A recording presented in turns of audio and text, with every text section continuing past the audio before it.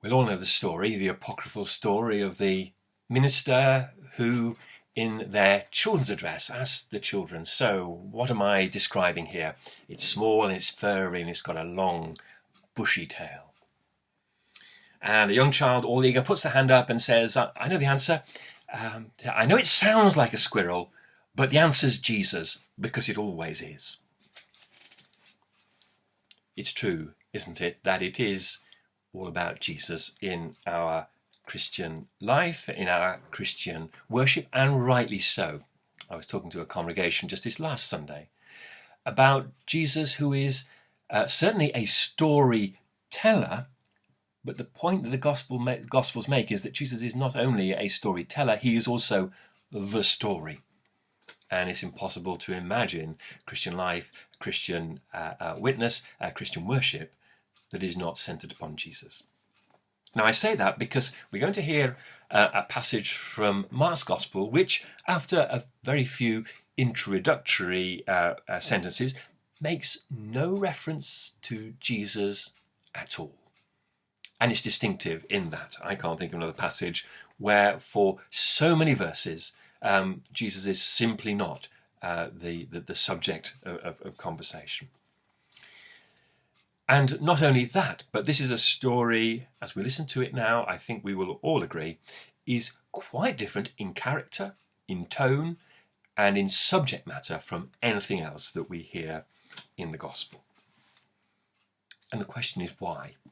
Why does Mark give so much valuable papyrus space in his Gospel to a story that is not about Jesus? So here it is, Mark chapter 6, starting at verse 14. King Herod heard about it, for Jesus' name had become known. Some were saying, "John the Baptizer has been raised from the dead, and for this reason these powers are at work in him." But others said, "It is Elijah." And others said, "It is a prophet like one of the prophets of old." But when Herod heard of it, he said, "John, whom I beheaded, has been raised." For Herod himself had sent men who arrested John, bound him, and put him in prison on account of Herodias, his brother Philip's wife, because Herod had married her. For John had been telling Herod, "It is not lawful for you to have your brother's wife."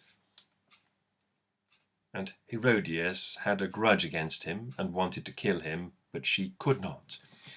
For Herod feared John, knowing that he was a righteous and holy man, and he protected him. When he heard him, he was greatly perplexed, and yet he liked to listen to him. But an opportunity came when Herod, on his birthday, gave a banquet for his courtiers and officers and for the leaders of Galilee. When his daughter Herodias came in and danced, she pleased Herod and his guests. And the king said to the girl, "Ask me for whatever you wish, and I will give it." And he solemnly swore to her, "Whatever you ask me, I will give you, even half of my kingdom." She went out and said to her mother, "What should I ask for?" She replied, "The head of John the Baptizer."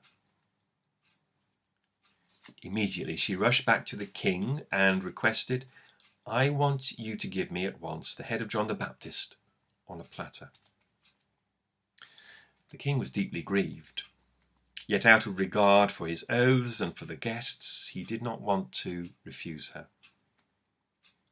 Immediately the king sent a soldier of the guard with orders to bring John's head. He went and beheaded him in the prison, brought his head on a platter, and gave it to the girl. Then the girl gave it to her mother. When his disciples heard about it, they came and took his body and laid it in a tomb.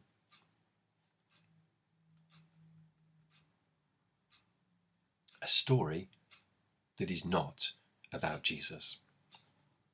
And of course it is, to the extent that, of course, the Gospels are clear, and this passage also makes the point that John is seen throughout the Gospels tradition as the forerunner of Jesus. Jesus himself makes reference to that, how he follows, his ministry follows on from John. And I'm quite sure that Mark is wanting us to notice here that there are parallels between their separate stories and their separate deaths. That their deaths involve engagement with the political leaders of the time, in this case, of course, Herod, who at the same time are intrigued and drawn into the preaching and the ministry of, on the one hand, John, on the other hand, Jesus. And yet at the end, because of political expediency, because of the political world in which they live, end up being the ones who sign the death warrant. Not only that, I'm sure it's deliberate that Mark tells us at the end that John's body is laid in a tomb, just like Jesus, and that the story begins with Herod presuming that actually John has been raised from the dead. And of course, that's how the story of Jesus will end. The parallels are there, but here is a story that is so markedly different and so markedly not about Jesus. Why might Mark be telling this story?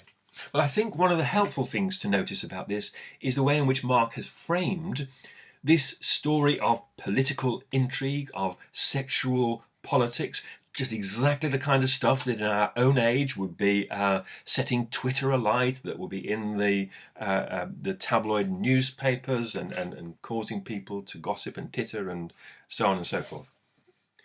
He sets this very deliberately within a story. It's bracketed by a story, and that story is the mission of the 12. The disciples who were sent out 2 by 2, without staff, without bread, without bag, without money, to go out vulnerable and at the with simply what they can carry with them, and to face whatever might come from the communities into which they go. That's what comes immediately before this story. And then the very next verses tell us the apostles gathered around Jesus and told him all they had done and taught. So here are 2 very, very different stories, completely different stories. The apparently powerless apostles going out, and Mark does use the word apostle only at this point in his gospel, going out to do the work of Jesus in the world without any power or influence, and simply vulnerable to the challenges of the world. There is Herod with all the power he could possibly wish for in life, and yet being buffeted around by the politics of the world and actually being really quite weak. Which of those 2 stories is the story that's driving forward the mission of God? And it is, of course, the story of those 12 disciples being sent out. Here is a story for a church which might often feel that it is ignored by the world, that it is irrelevant to the power structures, to the power battles going on. I think Mark is telling us, if you want to ask which is not the most story that's most important in the eyes of the world, but which is the most significant story, which is the story that is actually driving forward God's purposes, and it is the story of those powerless apostles going out, apparently ill-equipped, but with the power of God's Spirit to do the work of Jesus and to bring his kingdom into being.